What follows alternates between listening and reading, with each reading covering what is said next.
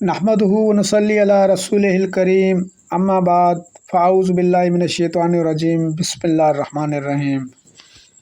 प्यारे दोस्तों, इस्लामी दुनिया में मोहम्मद कासिम की तरफ से अस्सलामु अलैकुम।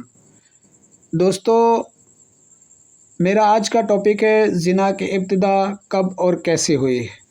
दोस्तों, जब हज़रत इब्राहीम अलैहिस्सलाम दुनिया में आए और अल्लाह के हुक्म से दुनिया की तख्लीक शुरू हुई, यानी कि दुनिया बनना शुरू हुई, तो हज़रत आदम और अम्मा हव्वा यहाँ ज़मीन पे अकेले थे, लेकिन अल्लाह के हुक्म से ये दुनिया आबाद होनी थी और दुनिया बनना थी। तो दुनिया की आबादी बनने के लिए अल्लाह पाक का जो हुक्म था वो एक लड़का और लड़की दिन के वक्त सुबह को पैदा होते थे और एक लड़का और लड़की रात को पैदा होते थे। अल्लाह का हुक्म था कि रात वाले लड़के की सुबह वाली लड़की के साथ और सुबह वाले लड़के की रात वाली लड़की के साथ शादी करके उन्हें रुखसत कर दो और वो जाकर कमाएंगे और खाएंगे और अपनी ज़िंदगी बसर करेंगे, और क्योंकि वो पैदा होते ही जवान हो जाते थे। दोस्तों, जब हाबिल और उसकी बहन पैदा हुई और काबिल और उसकी बहन पैदा हुई, तो हाबिल की बहन का काबिल से हज़रत आदम ने निकाह करना चाहा, तो हाबिल ने कहा नहीं, मैं अपनी बहन से शादी करूँगा।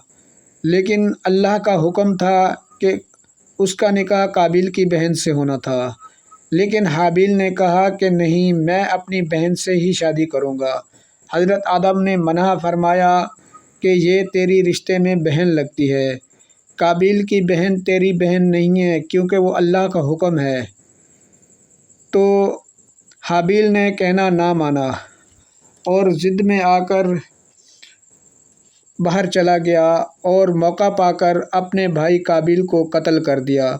उसका इरादा था कि जब हाबिल काबिल कत्ल हो जाएगा तो पीछे कोई मर्द बचेगा नहीं, तो शादी अपनी बहन से मैं ही करूँगा। इसलिए हाबिल ने मौका पाकर काबिल को कत्ल कर दिया, और जब शाम को वापस आया तो उसकी बहन सोई हुई थी। उसने मौका पाकर उसके साथ ज़बरदस्ती ज़िना किया और वहाँ से ज़िना का आगाज़ शुरू हो गया।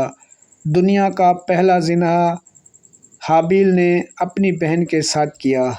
तौबा इस्तग़फ़ार, उसने गुनाह की यानी कि ज़िना की इब्तिदा रखी और अल्लाह के हुक्म को ना माना और अपनी आखिरत और दुनिया बर्बाद की।